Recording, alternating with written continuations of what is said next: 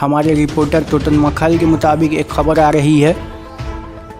दोस्तों ने मिलकर फुटबॉल खेलने के बाद पन्नाश्री थाने के अरबिंदु पल्ली के तालाब में तैरने गए थे और उसमें से एक 18 साल का लड़का सोमा दास तालाब में डूब गया। उसके दोस्तों ने उसे बचाने की कोशिश की और उसे तालाब से डूबने से बचा लिया। 15 मिनट के अंदर ही बेहला विद्यासागर हॉस्पिटल में ले गए, लेकिन तब तक उस बच्चे की मौत हो गई और डॉक्टर ने मुर्दा करार दे दिया।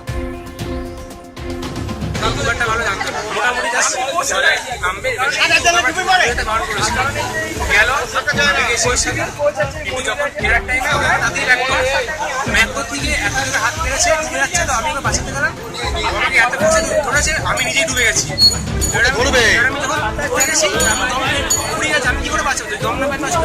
পানি চলে এসেছি, গামছা ওর দিকে ছুটে ফেলেছি, ধরতে পারিনি। তারপরে লাস্টে এরকম কি অবস্থা, এরকম জ্ঞানটা জলটা হয়ে গেছে। চেষ্টা করো সবাই হসপিটালে নিয়ে যাবো। আমার নাম দেবজ্যোতি। তোমার বন্ধুর নাম যে সৌম্য দাস, ওর বাড়ি কোথায়?